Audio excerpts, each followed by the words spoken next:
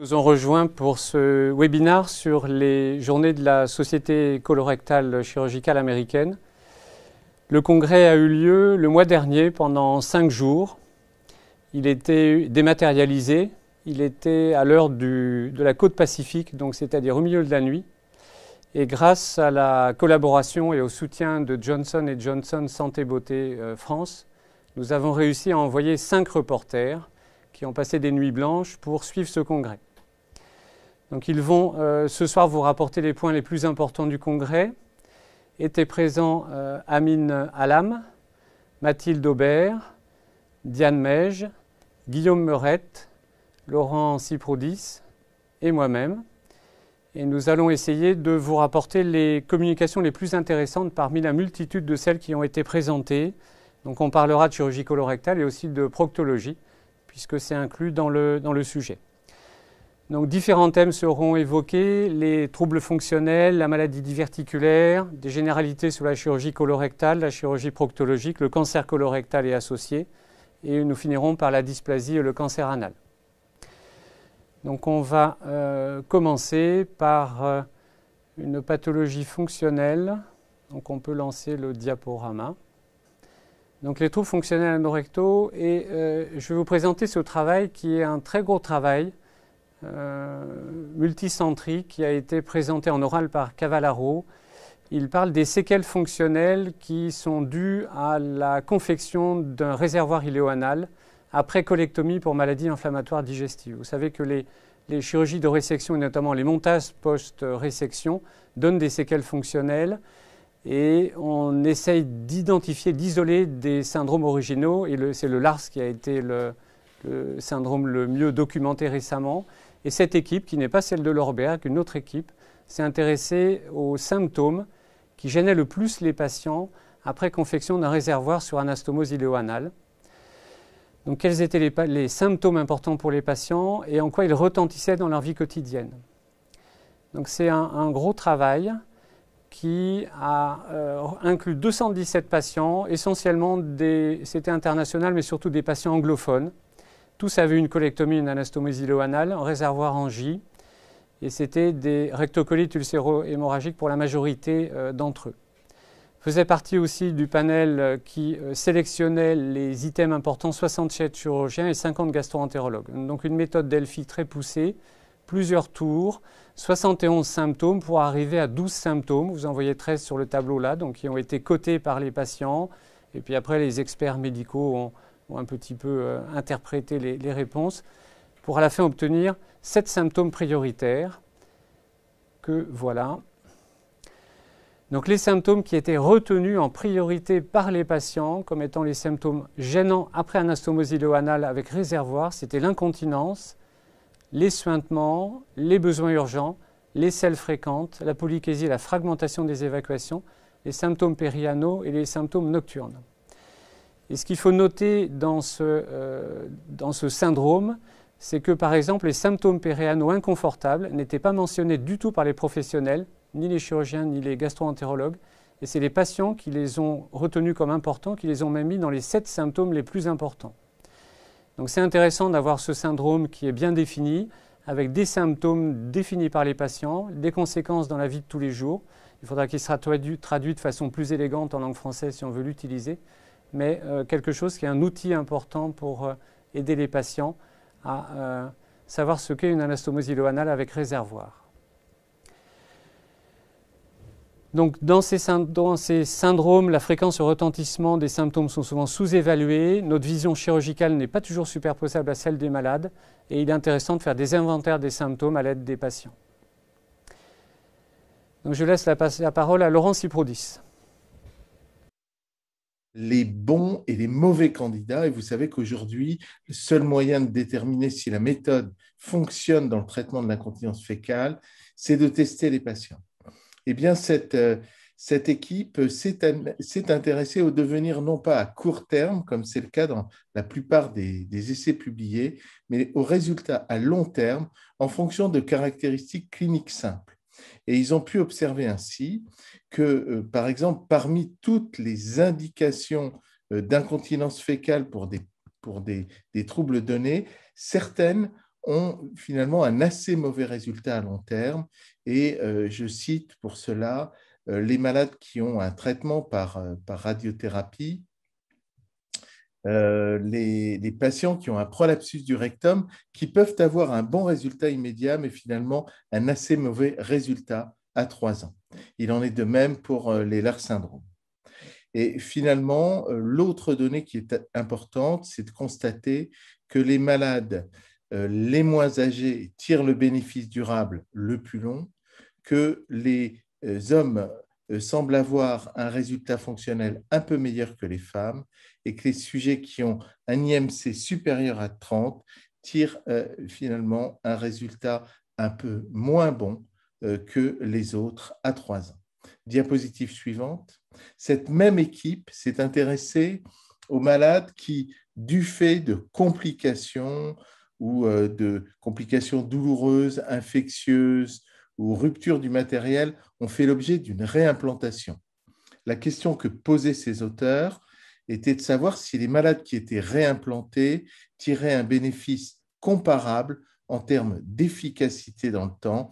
Et vous voyez que ces données actuarielles montrent que les malades qui sont réimplantés, dans la courbe en bleu, tirent un bénéfice finalement aussi bon que l'ensemble de la population d'études, donc pas de moins bon pronostic chez les malades qui ont été réimplantés. Diapositive. Toujours dans le champ des troubles de la continence, cette équipe brésilienne s'est intéressée aux données morphologiques des ruptures de la sangle des muscles releveurs de l'anus, rupture post-obstétricale. Vous savez qu'aujourd'hui, quand on fait un bilan de troubles de la continence fécale, on s'intéresse beaucoup à l'appareil sphinctérien, beaucoup au réservoir rectal, mais assez peu à la sangle des muscles élévateurs. Mais ces auteurs ont analysé les résultats fonctionnels des patientes qui avaient accouché et pour lesquelles il existait une rupture unie ou bilatérale de la sangle des muscles élévateurs. Diapositive. Vous avez ici des représentations de rupture partielle des muscles élévateurs. Diapositive suivante. Ce qu'on voit dans ce travail, c'est que finalement, le tiers des patientes qui avaient des lésions des muscles élévateurs avaient plus souvent des troubles de la continence fécale, un score d'incontinence fécale plus élevé et également des défects sphinctériens un peu plus importants. Et surtout, ces auteurs ont permis également de déterminer des paramètres qui seront probablement intéressants et à suivre, qui sont l'ouverture du hiatus pelvien, c'est-à-dire la surface comprise entre les muscles élévateurs de l'anus. Donc, c'est une piste physiopathologique qui méritera peut-être d'être analysée ultérieurement. Diapo.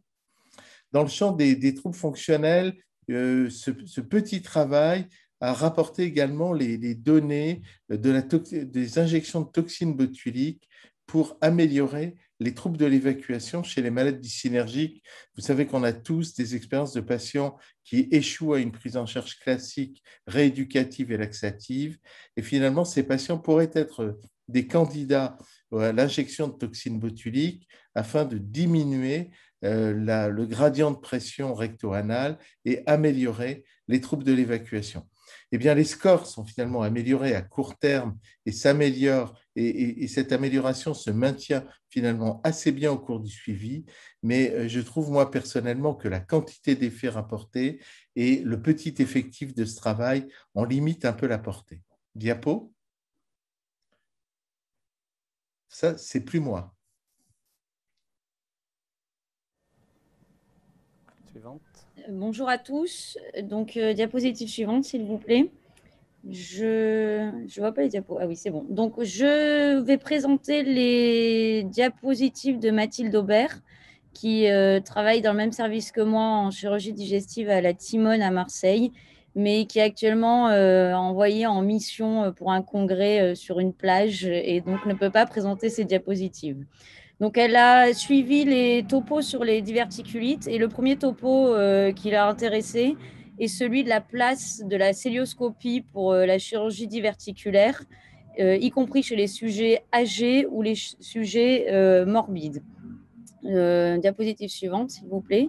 Donc, il s'agit d'une étude rétrospective de plus de 4000 patients ayant des comorbidités sévères puisqu'ils étaient avec un score ASA 3 ou 4. Et parmi ces patients, 2 groupes ont été identifiés. Un groupe opéré par cœlioscopie, mais avec une durée opératoire prolongée de plus de 251 minutes. Et un groupe opéré par voie ouverte de façon courte, donc moins de 2 heures. Ces 2 groupes ont été comparés. Les interventions, juste une précision, étaient programmées. Il ne s'agissait pas d'intervention en urgence.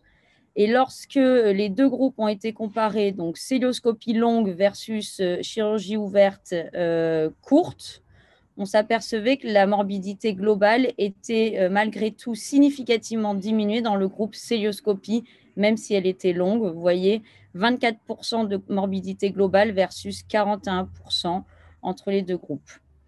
En analyse multivariée, la chirurgie ouverte, donc même si elle était courte, était indépendamment associée à de mauvais résultats post-opératoires avec une augmentation des infections de sites opératoires, de désunion de cicatrices, d'iléus, de pneumonie, de morbidité globale et mortalité. Diapositive suivante, s'il vous plaît. Et une analyse en sous-groupe a été réalisée pour les patients les plus graves, donc les ASA 4, où l'on retrouve 38% de cœlioscopie, donc dite longue, versus 62% de chirurgie ouverte courte. Et on a exactement les mêmes résultats que dans la cohorte initiale, avec une augmentation significative des mauvais résultats post-opératoires en cas de chirurgie ouverte. Donc la diapositive suivante. La conclusion est de dire que même chez les patients fragiles, ASA 3 ou 4, la voie d'abord cœlioscopique semble être à privilégier, même si elle va être plus longue que la voie d'abord ouverte, pour réduire les complications post-opératoires ainsi que la mortalité. Donc ça, c'était le premier topo sur la chirurgie de la diverticulite. On peut passer à la diapositive suivante, s'il vous plaît. Un autre topo, un sujet un peu d'actualité et puis international, puisque certaines équipes françaises s'y intéressent, la place de la stomie de protection après sigmoïdectomie, notamment pour péritonite diverticulaire avec anastomose. Donc, on a des essais randomisés qui ont comparé Hartmann versus résection anastomose. Et on a très peu de données sur l'intérêt d'une stomie de protection lorsque l'anastomose est réalisée. Diapositive suivante. Donc, on a ici une série de plus de 2000 patients opérés pour une diverticulite perforée qui ont une résection avec anastomose. Un groupe n'a pas eu de stomie de protection, la majorité, vous voyez 86%, et un groupe a eu une stomie de protection. Un appariement est réalisé sur les données démographiques, les comorbidités et le bilan biologique préopératoire pour avoir 2 groupes comparables. Donc, un groupe qui a une stomie de protection avec son anastomose et un groupe qui n'a pas de stomie de protection. On a comme premier résultat dans le carré à gauche l'absence de différence significative entre ces 2 groupes en termes d'infection de site opératoire, de reprise chirurgicale, de mortalité ou de durée de séjour. Et dans le tableau à droite, on a des données d'une analyse multivariée pour la survenue d'une infection de site opératoire. Et l'on peut voir qu'il n'y a pas de facteur prédictif indépendant d'infection de site opératoire, avec notamment la dernière ligne, PAD, qui correspond à la résection anastomose protégée par une stomie. Donc la diapositive suivante. La conclusion est que finalement, la stomie de protection ne réduit pas de manière significative les complications post-opératoires après une résection anastomose pour une diverticulite perforée et que donc la place d'une résection anastomose non protégée est peut-être existante. Reste à avoir le courage de ne pas protéger une anastomose dans une condition de péritonite. Et on aura en France, en tout cas, un essai randomisé mené par l'équipe de Rouen du professeur Tuech qui devrait commencer dans quelques mois pour répondre à cette question. Diapositive suivante. La diverticulite, c'est extrêmement fréquent dans le monde et l'obésité aussi. Donc là, nous avons une étude, une cohorte qui s'est intéressée en fait au lien entre obésité, chirurgie bariatrique et diverticulite. On sait en tout que l'obésité est un facteur connu de récidive de diverticulite. Et vous allez voir sur la diapositive suivante que l'obésité et sa prise en charge est aussi associée à la prise en charge chirurgicale. Donc, on a une cohorte de plus de 16 000 patients obèses qui ont eu une diverticulite. Alors, il y a deux groupes. Il y a un groupe traitement qui est un groupe de patients obèses opérés pour leur obésité, donc qui ont eu une chirurgie bariatrique après avoir fait un épisode de diverticulite. Et on a un groupe contrôle, qui est un groupe de patients obèses qui n'ont pas été opérés pour leur obésité, donc qui n'ont pas eu de chirurgie bariatrique et qui auraient dans leurs antécédents une diverticulite. Donc, auraient eu une diverticulite dans leurs antécédents. C'est un peu lourd à comprendre, mais globalement, il y a un groupe qui a eu une chirurgie bariatrique après une diverticulite et un groupe qui n'a pas eu de chirurgie bariatrique et qui aurait fait une diverticulite dans ses antécédents. La comparaison des deux groupes est représentée dans le tableau à droite. On peut voir que les deux groupes sont très différents pour les données démographiques, puisque l'âge est significativement différent entre les patients qui ont une chirurgie bariatrique et ceux qui ne l'ont pas eu. Le sexe également, plus de femmes ont une chirurgie bariatrique. Les comorbidités liées à l'obésité telles que le diabète, l'hypertension ou la BPCO. Et surtout, ce qui nous intéresse, c'est le taux de sigmoïdectomie pour diverticulite qui est significativement diminué dans le groupe ayant eu une chirurgie bariatrique, 15% versus quasiment 23%. En analyse multivariée, le groupe traitement, donc le groupe qui a une chirurgie bariatrique, s'avère être un facteur indépendant, protecteur de recours à la sigmoïdectomie en cas de diverticulite. Et donc la diapositive suivante, la conclusion est qu'il faut peut-être proposer d'autant plus une chirurgie bariatrique chez les patients obèses qui ont présenté au moins un épisode de diverticulite afin de réduire leur risque de prise en charge chirurgicale ultérieure d'une récidive diverticulaire. Et je pense que c'est fini pour la partie de Mathilde Aubert. Merci Diane. On va démarrer la chirurgie colorectale. Si vous avez des questions à poser par chat, vous pouvez les poser. On y répondra à la fin de chaque gros chapitre. Chirurgie colorectale, des généralités et notamment ce très joli travail sur la façon dont les patients choisissent quand on leur propose deux options totalement différentes. Et ici, c'est une étude qui a été faite, c'est un travail assez joli. C'est comment les patients se débrouillent pour choisir, par exemple, entre la conservation de leur côlon ou une coloproctectomie avec anastomose iléo-anale en cas de maladie inflammatoire digestive. En pratique, ce sont les médecins qui donnent surtout les orientations et les critères sur lesquels le patient devra choisir. Mais cette équipe a voulu savoir quels étaient les éléments que le patient prenait en compte. En fait, c'est le choix discret, c'est une méthodologie statistique que je ne connaissais pas, mais qui est assez astucieuse. C'est le cheminement intellectuel qu'a un individu entre deux choix, et les critères sont très complexes et différents. Par exemple, il doit choisir entre deux voitures. Il y en a une qui est rouge, l'autre noire, une qui est moins chère que l'autre, mais la dernière va plus vite. La première n'est pas très fiable. Et en fait, on arrive à choisir entre les deux voitures, enfin, en général.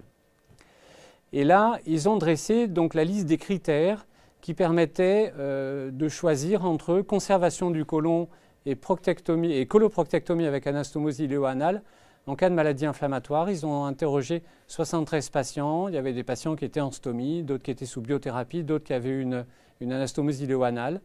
Et ils se sont aperçus que les trois critères les plus importants pour les patients pour choisir entre ces deux situations complexes étaient le risque de cancer à long terme, c'était à 30 ans, le risque d'avoir un jour une stomie dans leur histoire médicale et le risque de devoir subir une chirurgie urgente. Donc le choix d'une stratégie chirurgicale, en fait, il n'est jamais binaire. Je pense que le patient peut s'impliquer, ce travail le montre. Il ne faut pas qu'on essaye d'orienter les malades sur des points précis, des bénéfices-risques qui nous semblent importants. On peut louper ceux qui sont importants pour le patient. Et en fait, les malades sont capables d'analyser l'ensemble des éléments du choix dans leur globalité et d'isoler ceux qui leur sont importants. C'est ce qu'on appelle le choix discret. Guillaume, à toi. Bien, bonjour à tous.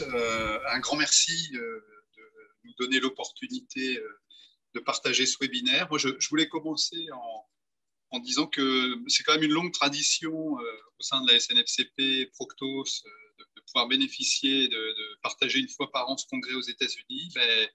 L'année 2020 a été un peu particulière, mais elle restera peut-être aussi comme une expérience. On l'a vécu un petit peu différemment de notre salon.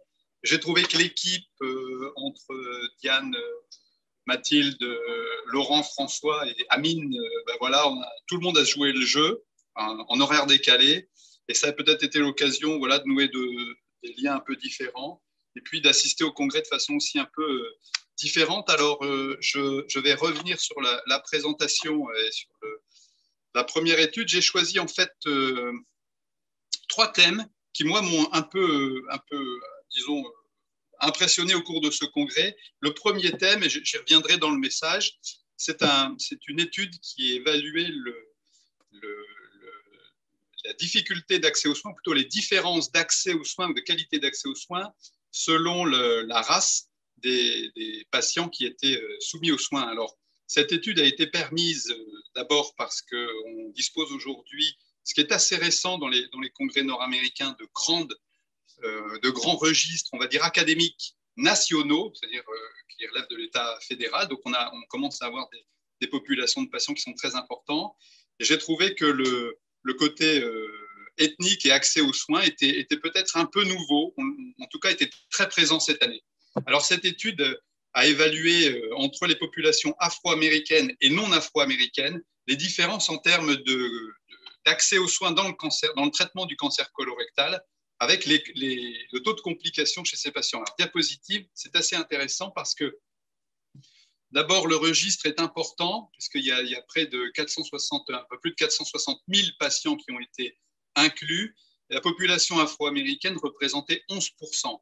Et alors, ce qui est assez intéressant, c'est qu'on voit que dans le retard de prise en charge, il y a une différence aux dépenses de cette sous-population, puisque avec un risque évalué à 1,25, ce qui est significatif, on a effectivement une population afro-américaine qui, on peut dire un peu par extension, est moins bien prise en charge, donc avec plus de retard que le reste de la population américaine. Alors évidemment, ce facteur ethnique, il est lié à d'autres facteurs confondants qui sont plus des facteurs sociétaux, mais qui ont été aussi inclus dans ce modèle statistique, en particulier la prise en charge dans un centre académique, autrement dit avec, on va dire, pour les patients qui étaient plus bénéficiaires, qui avaient moins de ressources d'aide à la prise en charge sanitaire, comme le Medicare, Medicaid. Ensuite, le revenu annuel du patient, ils ont pu croiser avec le registre national du cancer les ressources annuelles des patients. Donc, on avait effectivement une différence en termes de ressources, le fait d'avoir des comorbidités et le niveau d'assurance du patient. Donc, évidemment, tous ces facteurs avaient un impact sur le délai de prise en charge. Et ces facteurs confondants sont assumés, c'est-à-dire que la population afro-américaine était plus à risque parce qu'effectivement, elle avait plus de risque de se retrouver avec un de ces facteurs confondants. Alors, diapositive suivante, ce qui est intéressant surtout, j'ai pris cette étude à titre d'exemple, mais il y en a eu beaucoup dans ce congrès pour le cancer colorectal, mais aussi pour d'autres domaines que le cancer colorectal. Et j'en ai retenu 2 enseignements. D'abord que les États-Unis étaient dans une démarche véritablement d'évaluation et de volonté d'augmenter l'égalité d'accès aux soins des patients, que les différences raciales étaient un peu un catalyseur, mais que les différences socio-économiques, les différences géographiques étaient beaucoup évaluées dans ce congrès. Le deuxième enseignement, c'est que je trouve qu'on a là le succès, et ça nous amène aussi à réfléchir au sein de la société à ce type de dispositif, aux sources des données académiques nationales qui sont issues des grands registres, parce qu'on peut ainsi avoir croisé des données sur une population en général, sur des facteurs socio-économiques et des données médicales de façon un peu plus fiable et exhaustive, parce que c'était une grande critique autrefois des séries américaines qui étaient issues de bases assurantielles privées, hein, à partir des mutuelles. Et aujourd'hui, on a des registres nationaux qui permettent de donner vraiment une ampleur et un élan à cet accès aux soins. Je trouve que c'est salutaire. Et évidemment, tout ceci survient dans un contexte politique qui est propice à l'introspection, évidemment, et y compris dans le domaine de la pathologie colorectale. Donc, j'ai trouvé que c'était un bel exemple cette année de donner la chance et le podium et l'accès à la présentation à des études qui évaluaient l'accès aux soins plus que l'innovation et la science. Donc ça, c'était le premier point. Deuxième point, quand même la science. Alors, évidemment, l'innovation était présente. Hein, comme souvent, on a des séries d'innovations. Là, j'ai cité la robotique, j'y reviendrai parce qu'elle était fortement présente dans ce congrès. Et c'est vrai que dans un contexte où l'approche robotique pénètre le marché américain de plus en plus dans toutes les spécialités, on a là une étude assez intéressante qui a évalué pour la colectomie au sein de l'administration des établissements des vétérans de l'armée, donc ce qui couvre quand même une frange assez significative de la population, même si ça n'est qu'une frange de la population. Cette étude a comparé les trois approches ouvertes, laparoscopiques et robotiques en termes de complications à 30 jours. Et puis surtout, vous verrez, il y a un diagramme sur l'évolution au fil des années, sur les 10 dernières années. C'est assez intéressant. Alors, diapositive. On a quand même près de 40 000 colectomies qui ont été inclus dans cette étude. 30% étaient opérés par laparoscopie, 16% par voie robotique et encore 53% par voie ouverte. Donc ça, c'est déjà un premier renseignement pour dire que finalement, il y a encore beaucoup de colectomies qui sont faites par voie ouverte. Je pense qu'en Europe, si on regarde la littérature, on a quand même une tendance qui est beaucoup plus nettement à la chirurgie laparoscopique qu'à la chirurgie ouverte. Mais quand même, la pénétration de la chirurgie robotique, je pense qu'on est au moins à égalité ou avec un point supplémentaire aux États-Unis par rapport à l'Europe ou l'Asie, par exemple. Alors, ce qui est intéressant, c'est qu'on retrouve dans cette série un peu historique des avantages à l'approche robotique qui fait mieux que la laparoscopie qui fait mieux que la voie ouverte. Bon, ça, je dirais que ce n'est pas forcément un message nouveau, ce n'est pas non plus forcément très interprétable, puisque c'est une série rétrospective et que, par conséquent, on peut aussi émettre un doute sur les biais de sélection des patients. Par contre, diapositive suivante, ce que j'ai trouvé très intéressant, c'est l'évolution au fil du temps. Et quand on regarde au fil des années, globalement, le premier message, c'est qu'on a une ascension irrémédiable de l'approche robotique qui commence à couvrir tout le territoire nord-américain et qui, en 2019, atteint quasiment 50% des colectomies aux États-Unis. Donc, on voit la progression. Et ce qui est assez drôle, c'est que cette progression, elle se fait certes aux dépens de l'approche ouverte, comme on pouvait le penser. La robotique, elle est probablement nous permettre de faire progresser les limites de la cellule, mais elle se fait quasiment plus aux dépens de la cellule. Ça, c'est peut-être un peu plus discutable, en tout cas, peut-être pas forcément transposable à notre modèle européen. Et la deuxième donnée que j'ai trouvée très intéressante, c'est que la morbidité diminue, mais elle diminue de façon strictement parallèle au fil du temps, quelle que soit la voie d'abord choisie, robotique, ouverte ou laparoscopique. Et la question que je pose à l'issue de cette présentation, que je n'ai pas osé faire en direct à l'intervenant, c'est est-ce que c'est véritablement l'approche robotique ou l'innovation qui permet de diminuer les complications post-opératoires, ou est-ce plus lié à la prise en charge un peu globale médicale de nos patients, la préparation à la chirurgie, l'ARAC, la préhabilitation. Et donc, vous voyez, tout ce qui n'a pas été présenté dans ce rapport qui était exclusivement tourné vers la technique, mais qui quand même nous amène à réfléchir sur un peu la globalité de la prise en charge de nos patients et l'amélioration de nos soins qui est quand même assez manifeste. Alors, diapositive. Du coup, je vous propose les messages suivants sur cet aspect robotique. Aujourd'hui, l'approche robotique n'a que très peu démontré davantage sur la laparoscopie dans des études, du moins randomisées, donc scientifiquement fiables et dans les méta-analyses publiées. Et pourtant, le recours à cette approche est de plus en plus important et ce phénomène est mondial, en tout cas aux États-Unis, comme dans la plupart des pays. On le voit un peu partout de la même manière. On voit qu'il existe parallèlement une amélioration vraiment significative des différents paramètres de morbidité post-opératoire dans l'analyse des cohortes importantes, et ça aussi c'est un phénomène assez mondial, et que de façon assez surprenante, l'approche robotique se développe aux dépens de l'approche ouverte, certes, mais peut-être plus significativement aux dépens de la laparoscopie, ce qui tendrait finalement à conclure que nos limites à la chirurgie mini-invasive sont difficiles à franchir et qu'il restera probablement irrémédiablement des indications de chirurgie ouverte. Mais ça, c'est une réflexion que je soumets à vos remarques. Diapositive suivante est le troisième point, et puis j'en arrêterai là. C'est le côté évaluation de nos pratiques chirurgicales, développement professionnel continu, simulation, amélioration des capacités on va dire, et des compétences chirurgicales et leur évaluation. Alors, j'ai trouvé cette étude assez intéressante. Elle s'est attachée à essayer d'évaluer si, à partir d'une petite séquence vidéo opératoire d'un chirurgien, dans le cadre d'une chirurgie colorectale, on pouvait prédire la morbidité post-opératoire du dit chirurgien. Alors, c'est assez tentant. Ce n'est pas une invention, puisque ça a déjà été évalué dans d'autres domaines de la chirurgie viscérale, en particulier en chirurgie bariatrique. La sleeve gastrectomie a montré que quand on montre une vidéo d'un chirurgien, eh bien, on peut corréler directement à son risque de morbidité opératoire et on peut quasiment émettre l'hypothèse qu'on peut classer les chirurgiens en fonction de leur capacité opératoire sur une courte séquence vidéo.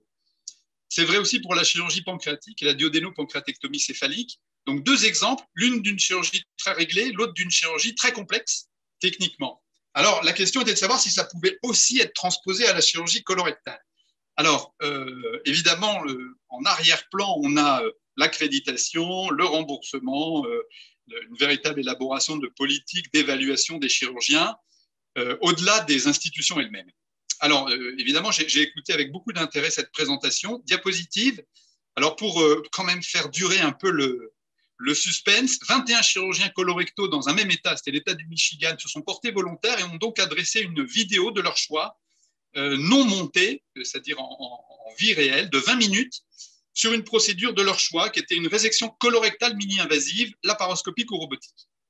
Cette vidéo était analysée par un panel de 10 experts, avec une grille d'évaluation de notation des compétences chirurgicales. Vous avez je vous ai reproduit la grille d'évaluation. Il y a reposé sur la ligature vasculaire, le respect des tissus, les temps opératoires et les mouvements parasites du chirurgien, la façon dont il manipulait les instruments, l'harmonie du geste, l'exposition, les différents plans de dissection, l'exhaustivité de la dissection, voilà, pour aboutir à un score de compétences techniques globales, qui est un score qui a déjà été validé. C'était un score déjà évalué dans d'autres interventions et dans d'autres spécialités. Et ensuite, ils ont regardé à partir d'une base de 2500 patients quand même, qui dépendaient de chacun de ces chirurgiens, les complications post-opératoires. Chaque chirurgien colligeait systématiquement la morbidité post-opératoire sur une base à laquelle chacun participait. Alors, suspense, le résultat, quel est-il? Diapositive suivante. Donc, les chirurgiens ont été classés en 3 catégories suite à l'évaluation. Ceux qui étaient dans les 25% les moins bons skills, enfin ceux qui étaient les moins bons chirurgiens, les 25%, les 50% qui étaient des chirurgiens moyens et les 25% top quartile.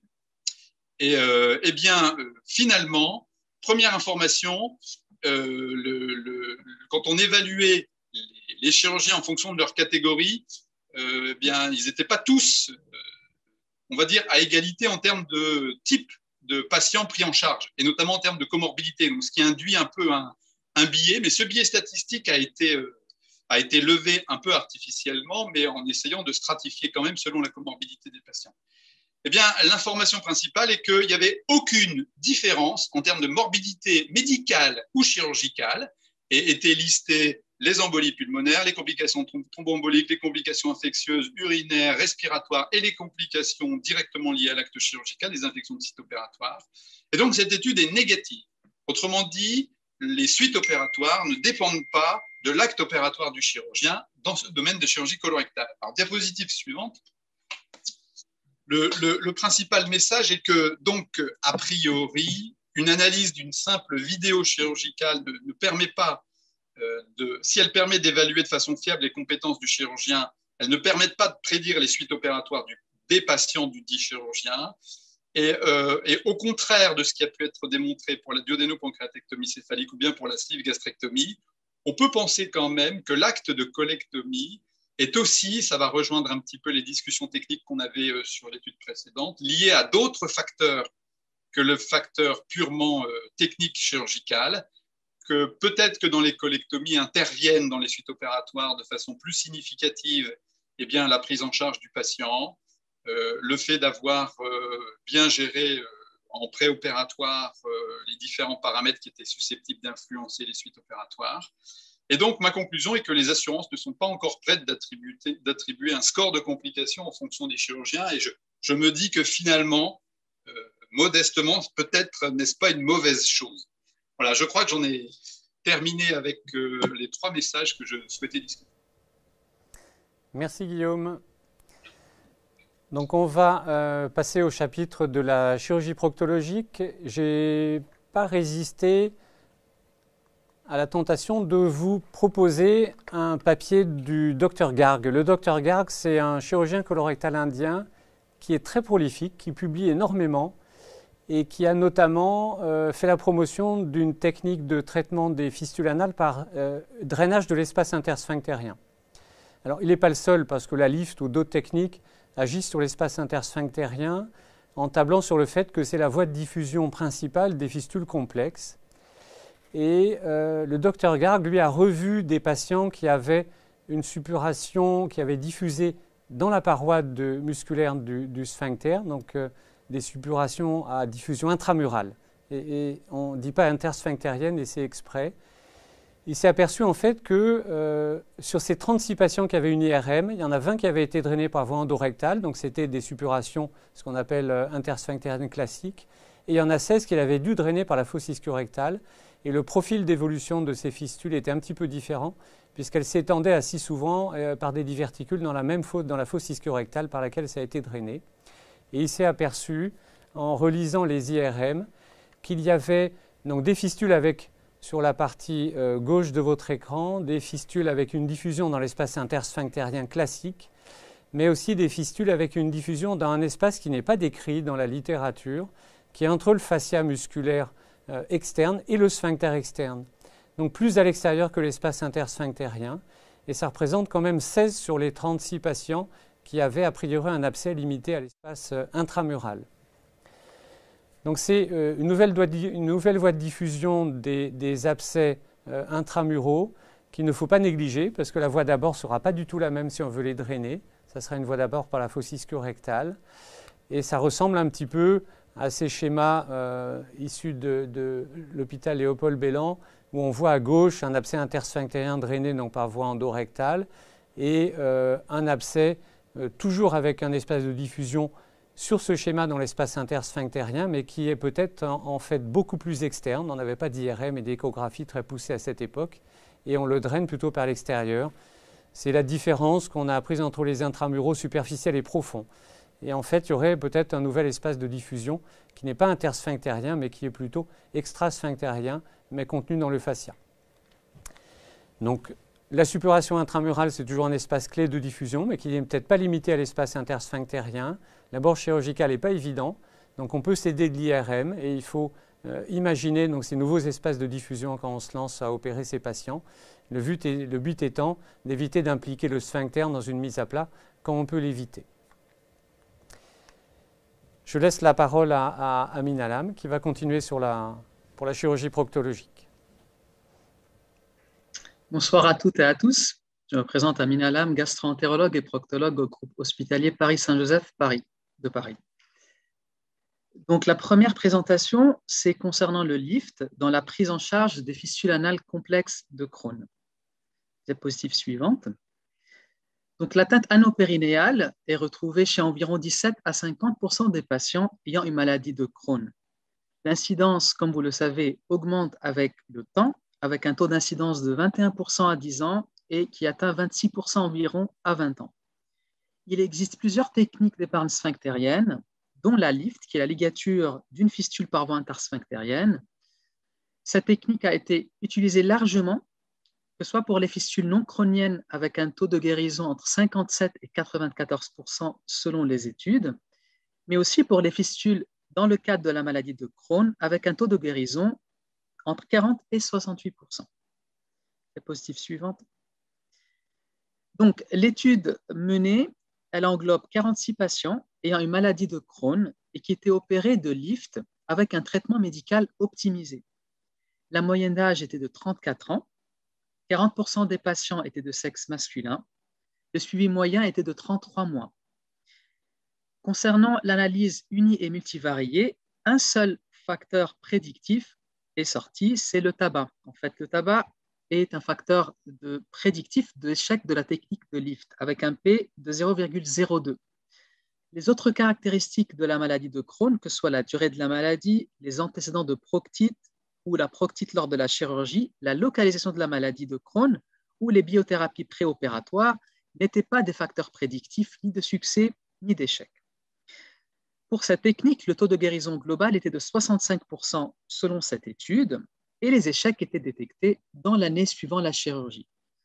Donc, en gros, cette présentation, donc, pour le lift, elle montre que cette technique a toujours sa place dans les fistules de la maladie de Crohn avec un taux de guérison quand même qui est de 65%. Donc, ça serait une technique qu'on utilisera dans le futur proche au moins. On passe à la diapositive suivante. Il s'agit d'une étude randomisée sur l'efficacité des exercices de respiration profonde sur la réduction des douleurs post-opératoires après une hémorroïdectomie. C'est l'équipe de Boston et Burlington qui ont fait ce travail. Diapositive suivante. Donc, le plus important ou la hantise de chirurgien après une opération d'hémorroïdectomie classique, qu'elle soit ouverte ou fermée, c'est les douleurs post-opératoires chez les patients. Le but de cette étude était d'évaluer l'efficacité des exercices de respiration profonde sur la réduction de ces douleurs post-opératoires.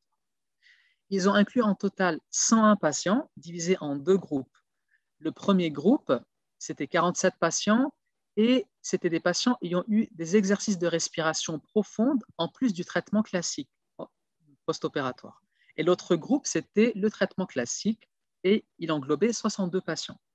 Le traitement standard était des anti-inflammatoires, des antalgiques, des laxatifs et évidemment des antalgiques de palier 1, 2, mais aussi 3. Diapositive suivante. Les exercices ont été enseignés aux patients en préopératoire et concernant les résultats, on voit bien dans le tableau que le score de douleur, le score MME, mais aussi la douleur sévère, il n'y avait pas de différence significative entre le groupe avec traitement standard et le groupe avec exercice de respiration. Donc l'incidence de douleur intense, les scores de douleur et même l'utilisation de morphine ne montraient pas de différence significative entre les deux groupes. Au total, les résultats sont décevants vu que ces exercices n'ont pas pu avoir un effet positif sur la douleur. Diapositive suivante.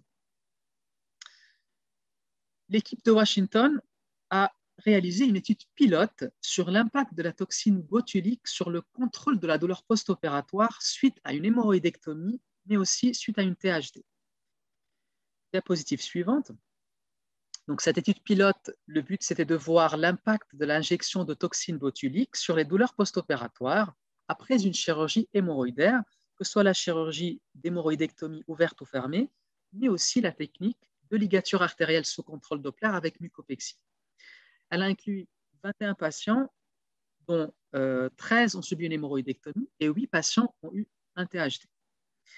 10 patients sur les 21 patients, donc environ la moitié, ont eu une injection de toxine botulique en fin de l'intervention chirurgicale. La majorité, c'était des hommes et l'âge moyen était de 59 ans. Pour les résultats, le groupe des patients ayant reçu l'injection de toxine botulique ont eu environ 1,5 à 1,88 points en moyenne de moins sur l'échelle numérique de la douleur durant les 7 jours post-opératoires. Et en plus, il y a eu moins de recours au traitement antalgique, notamment les morphiniques. Par contre, il n'y a pas eu de différence statistiquement significative au niveau du temps nécessaire avant le retour au travail entre les deux groupes. Donc, le message de cette étude, que la toxine botulique peut jouer un rôle en post-opératoire chez les patients ayant eu une chirurgie hémorroïdaire surtout par le mécanisme probablement de la contracture sphinctérienne, donc le fait de diminuer cette hypertonie qui est réflexe après la chirurgie peut probablement jouer un rôle en diminuant la douleur post-opératoire, mais reste évidemment le coût de la toxine botulique. Donc, on va voir dans nos futurs proches si la toxine botulique jouera un rôle en post-opératoire dans les chirurgies hémorroïdaires. Diapositive suivante. Je présente une étude jordanienne concernant la sphinctérolyse au laser. En fait, ils ont fait une étude comparative non randomisée comparant la sphinctérotomie chirurgicale et la sphinctérotomie au laser dans le traitement de la fissure anale chronique. Diapositive suivante. Donc, la sphinctérotomie est en général soit chirurgicale, soit elle est chimique par l'injection de toxines botuliques. Là, on présente une nouvelle technique qui est la sphinctérolyse au laser. Elle consiste à utiliser une sonde laser à diode linéaire de la marque Biolitech qui est insérée dans l'épaisseur du sphincter interne par un petit orifice à travers l'anoderne et on fait ça jusqu'au niveau de la ligne pectinée. L'optique de cette étude, c'est de voir si cette nouvelle technique va diminuer le risque de douleur post-opératoire et d'incontinence post-sphinctérotomie chirurgicale. Diapositive suivante. Il s'agit d'une étude rétrospective comparant deux groupes ayant une fissure anale chronique résistante au traitement médical. Il y avait 67 patients ayant subi une sphinctérolyse au laser et 53 patients une sphinctérotomie chirurgicale. Il n'y avait pas de différence statistiquement significative concernant les données démographiques. Et pour la douleur, on voit bien que deux groupes de sphinctérolyse, il y a moins de douleur jusqu'à 3 mois post-opératoire. Donc on voit bien la différence à J1, à J7, mais aussi à 3 mois avec un P qui est statistiquement significatif. Mais il n'y avait pas de différence statistiquement significative à 6 mois. Diapositive suivante. Par ailleurs, il y a aussi moins de risque de saignement pour le groupe sphinctérolyse laser avec un retour aussi plus rapide au travail. Concernant le taux de récidive ou d'incontinence anale, il n'y avait pas de différence, même il n'y avait pas de récidive ni d'incontinence anale dans les deux groupes, évidemment sur la durée de suivi qui était de 6 mois en post-opératoire. Au total, la sphinctérolyse au laser est une technique qui semble très efficace dans le traitement de la fissure anale chronique. En comparaison avec la sphinctérotomie chirurgicale, l'efficacité elle est quasiment pareille, mais le plus de cette technique de sphinctérolyse au laser, c'est qu'il y a moins de douleur jusqu'à 3 mois post-opératoire, on a moins de saignement, un arrêt de travail qui est de plus courte durée, et en plus, il y avait plus de satisfaction par les patients. Merci. Merci Amine. Maintenant, nous allons parler du cancer colorectal et des cancers voisins. Diane Mège qui va aussi rapporter le travail qui a été sélectionné par Mathilde Aubert. Je te laisse la parole. Bonsoir. Donc moi, je suis toujours en chirurgie digestive à la Timone à Marseille depuis tout à l'heure. Donc là, je vous présente une étude que j'ai suivie sur la place du traitement néoadjuvant pour les petits cancers du rectum.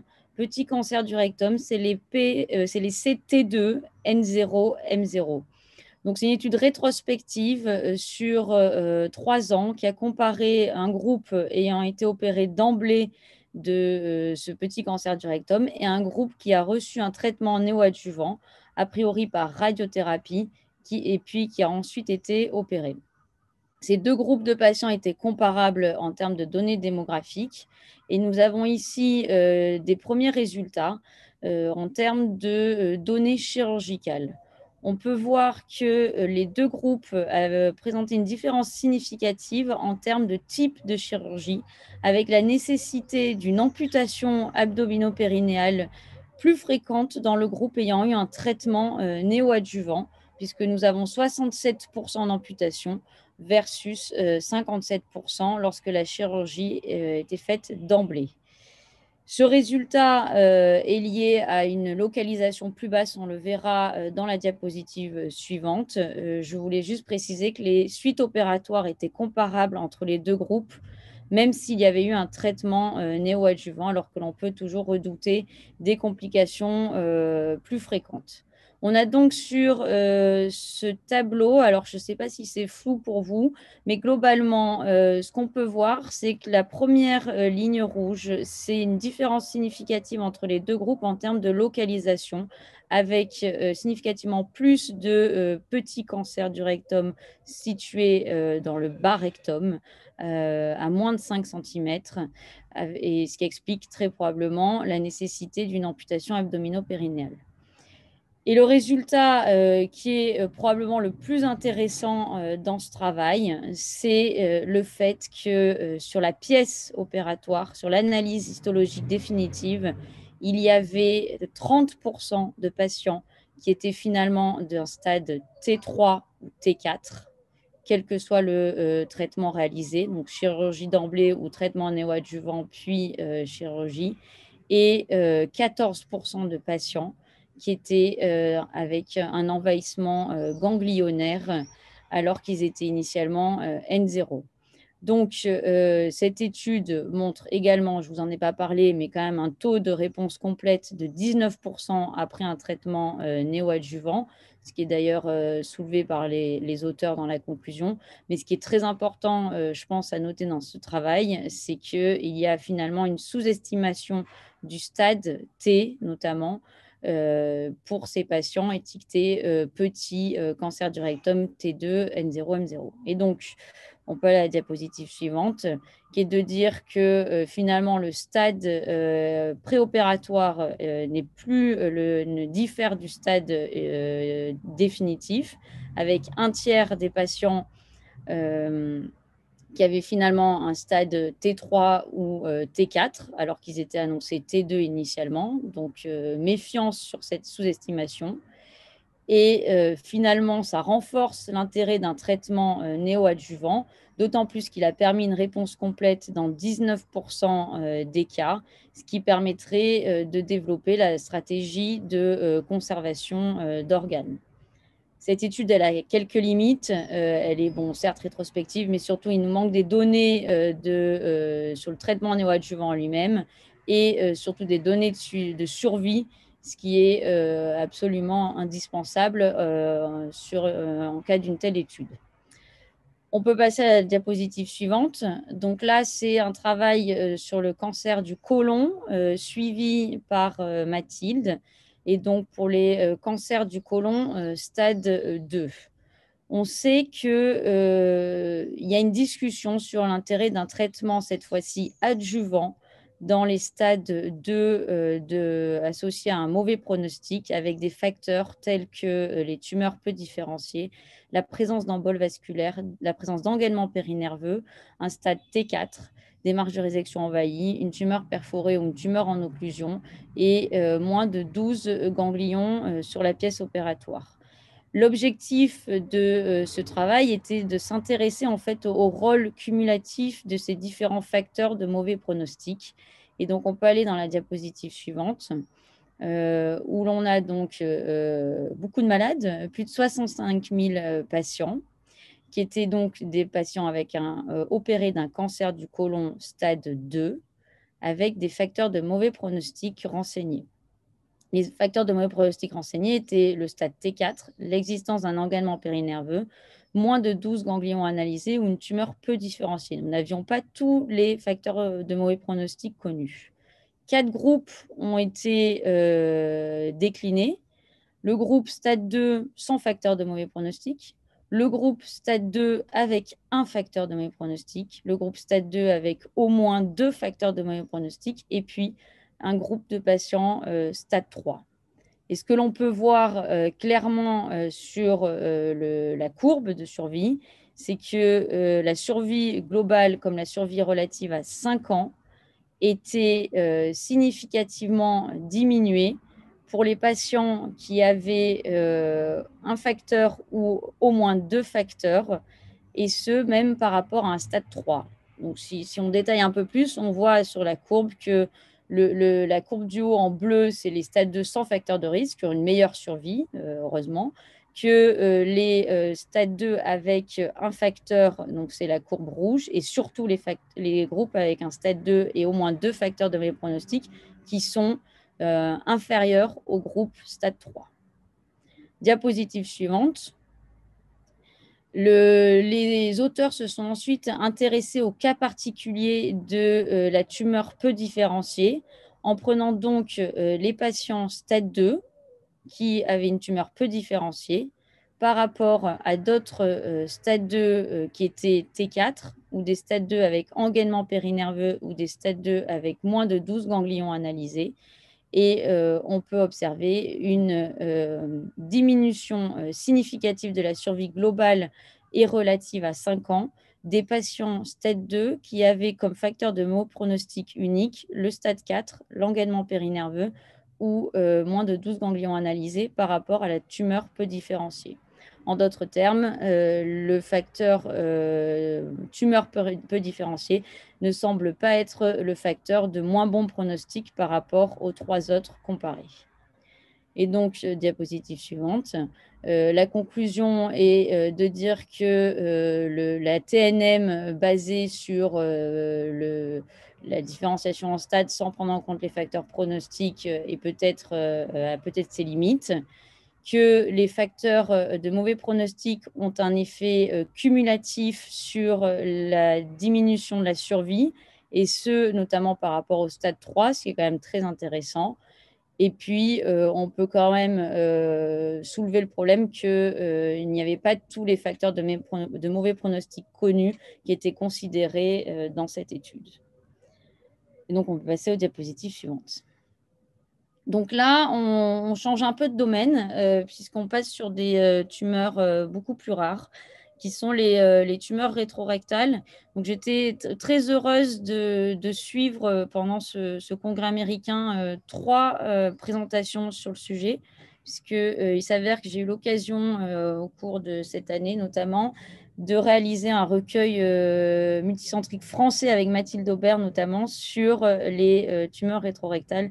Et donc, le sujet m'intéresse particulièrement. Bref, les tumeurs rétrorectales sont extrêmement rares, représentent un groupe hétérogène de différentes lésions qui sont divisées en différents types. Le type le plus fréquent est le type congénital et la tumeur la plus fréquente est le tail gut cyst ou hamartome. On a un risque de dégénérescence qui est connu, quel que soit le type de tumeur rétrorectale.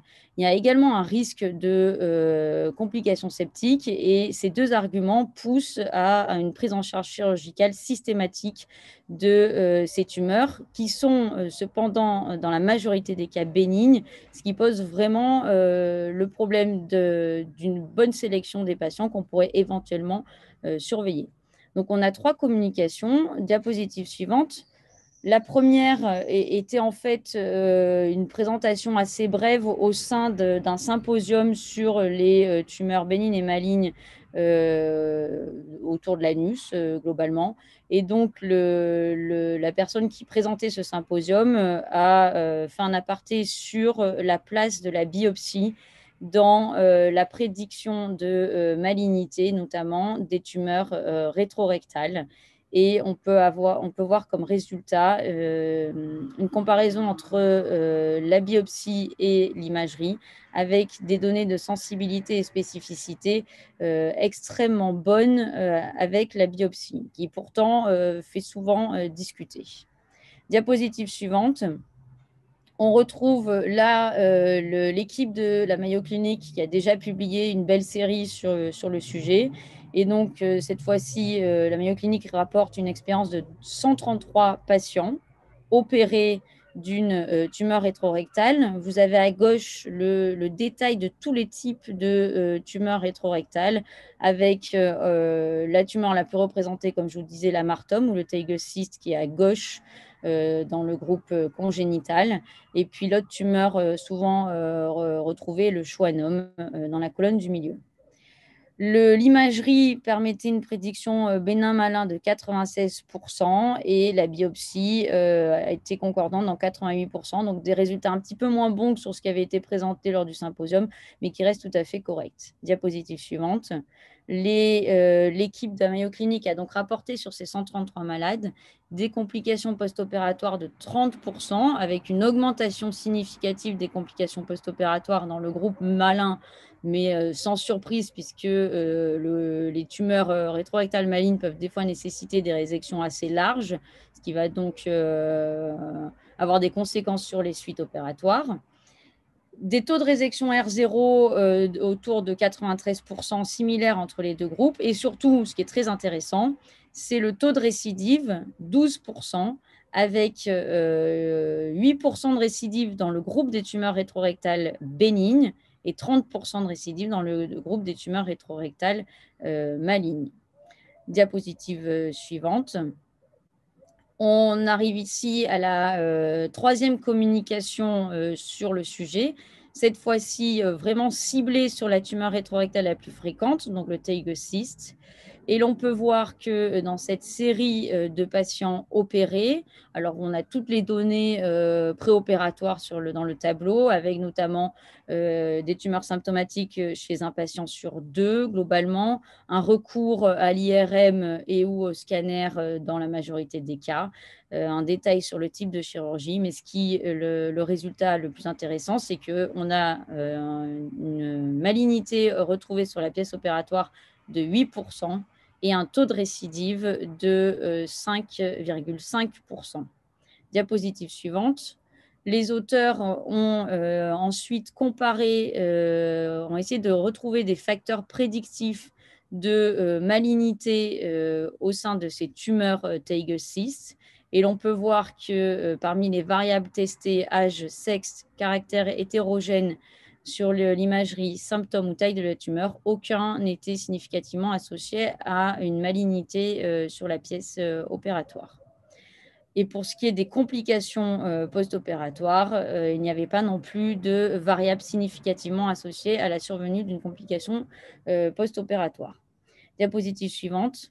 Ce qui est probablement le plus intéressant dans ce sujet et dans ces tumeurs extrêmement rares, mais qui sont de plus en plus fréquentes grâce, ou en tout cas à cause de l'imagerie faite à l'heure actuelle pour tous les symptômes possibles, c'est ce diagramme.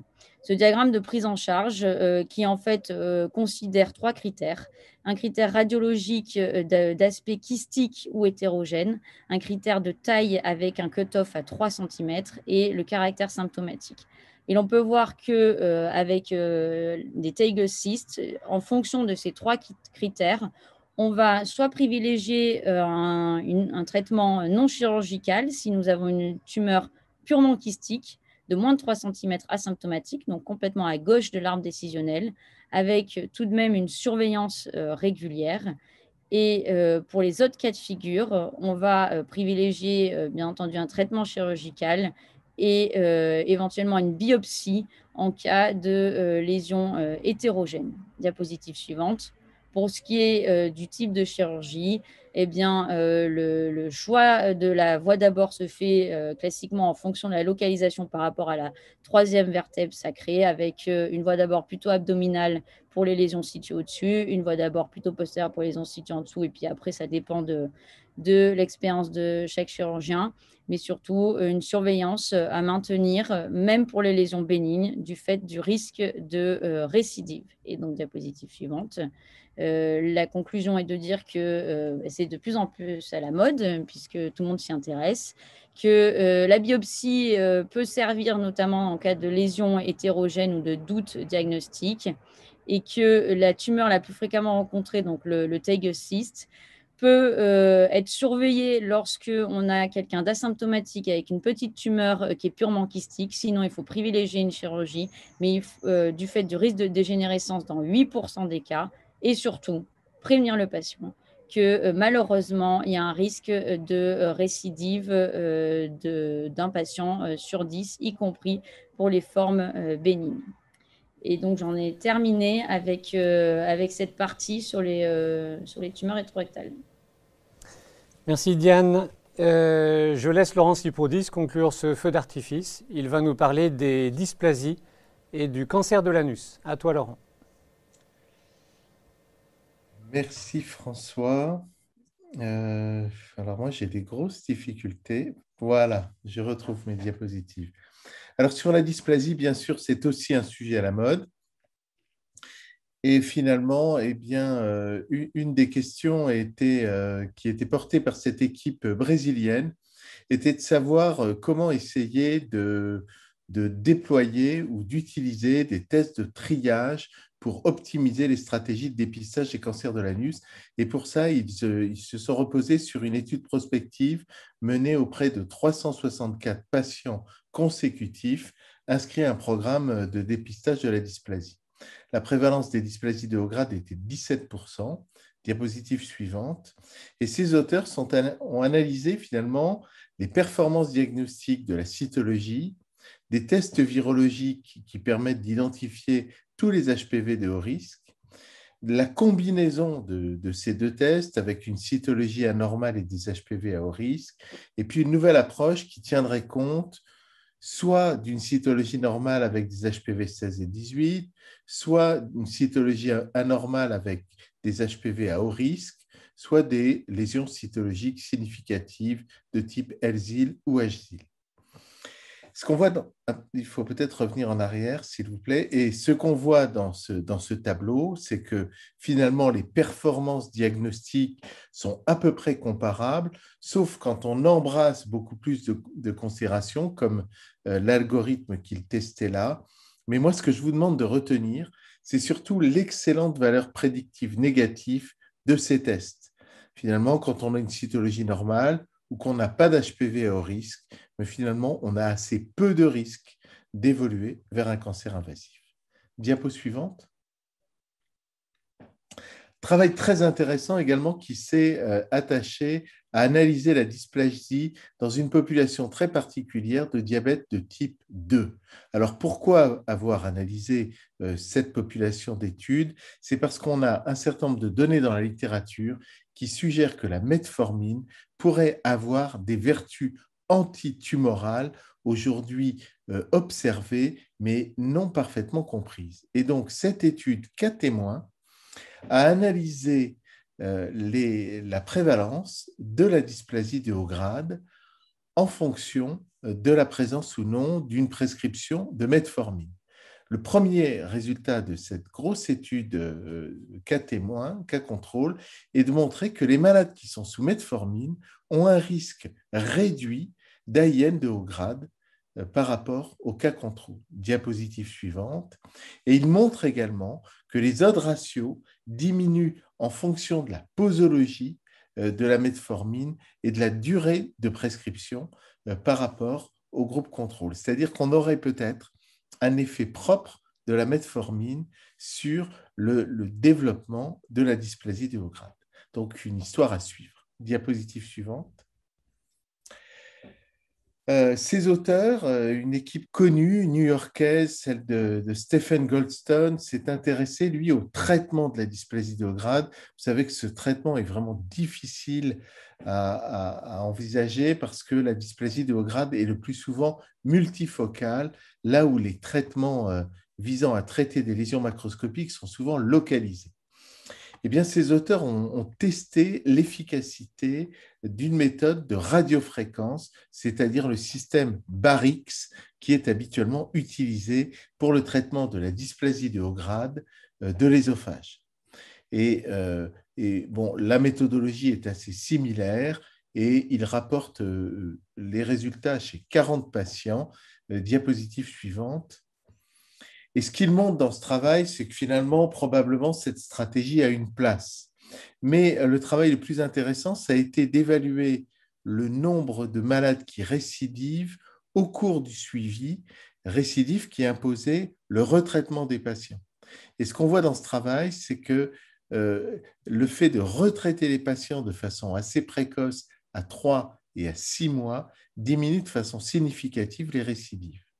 Et peut-être au-delà de la méthode de radiofréquence, c'est peut-être un message pour tous les proctologues qui traitent la dysplasie de haut grade multifocale, c'est peut-être s'attacher à faire des retraitements de façon rapprochée pour essayer d'obtenir une éradication.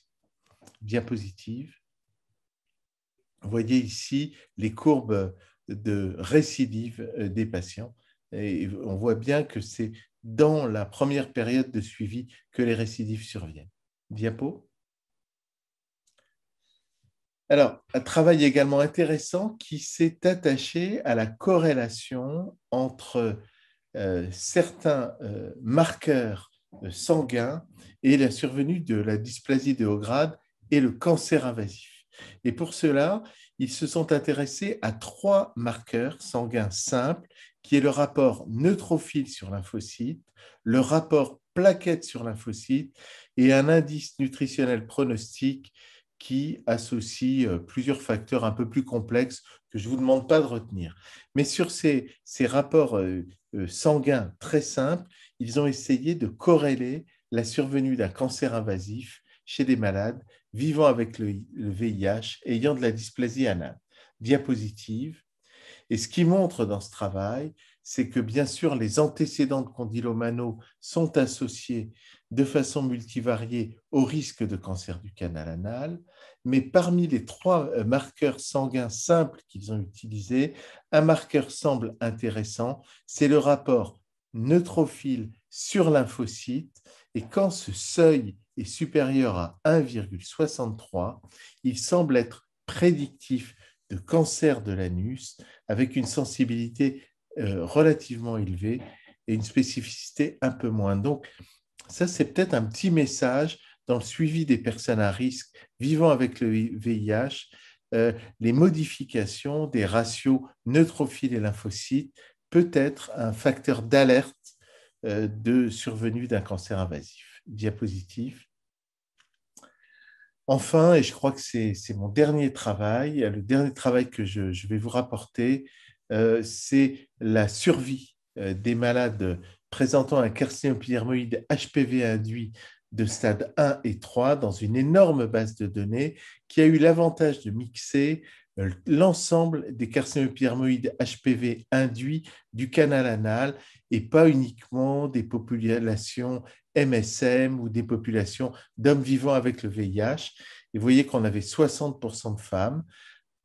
Le message de ce travail, c'est qu'il existe probablement des différences d'agressivité et de réponse thérapeutique entre les cas observés chez les femmes et chez les hommes. Les femmes avaient souvent un stade lésionnel plus élevé au moment du diagnostic. Elles avaient plus souvent recours à une chimioradiothérapie et les hommes étaient souvent un peu plus jeunes et avaient plus souvent des comorbidités. Diapositive.